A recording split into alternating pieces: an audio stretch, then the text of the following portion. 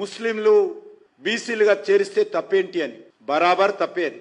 ఈ హైదరాబాద్ నగరంలో 150 మున్సిపల్ డివిజన్లుంటే అందులో 50% సీట్లు బీసీ సామాజిక వర్గాలకు రిజర్వ్ చేస్తే కార్పొరేటర్లు అందులో 30% పైన అంటే 30 సీట్లకు 50 సీట్లలో 30 సీట్లకు పైగా మజ్లిస్ పార్టీ అభ్యర్థులే గెలిచినటువంటి పరిస్థితి హైదరాబాద్లో ఉంది.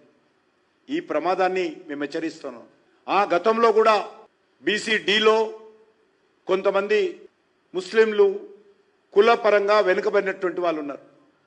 కానీ ఈరోజు రేవంత్ రెడ్డి మొత్తం ముస్లింలు ఉన్నటువంటి 99% మందిని బీసీలుగా తీసుకొచ్చి బీసీలలో కలిపి బీసీలకు అన్యాయం చేస్తుంటే తప్పకుండా ప్రశ్నించాల్సినటువంటి బాధ్యత అన్ని రాజకీయ పార్టీలు ఉంది. కాబట్టి మేము మాట్లాడుతా ఉన్నాం. మీరు బుజ్జగింపు రాజకీయాలకు అలవాటు పడ్డారు కాబట్టి, ఓటు బ్యాంకు రాజకీయాలకు అలవాటు పడ్డారు కాబట్టి, ఆ రాజకీయాలను మీరు ప్రోత్సహిస్తారు కాబట్టి మీరు మరి ఈ యొక్క మతపరమైన రిజర్వేషన్స్ మేము వ్యతిరేకిస్తున్నాము. బీసీల రిజర్వేషన్స్ మేము ఎప్పుడూ వ్యతిరేకించలేదు. ఒక ముఖ్యమంత్రి స్థాయిలో ఉన్నటువంటి వ్యక్తి ఈ రకంగా దిగజారి మాట్లాడడం, పచ్చి అబద్ధాలు మాట్లాడము, పచ్చి మోసపూరితమైనటువంటి మాట్లాడము, కేసీఆర్ కు రేవంత్ రెడ్డికి ఏ మాత్రం తేడా లేదు.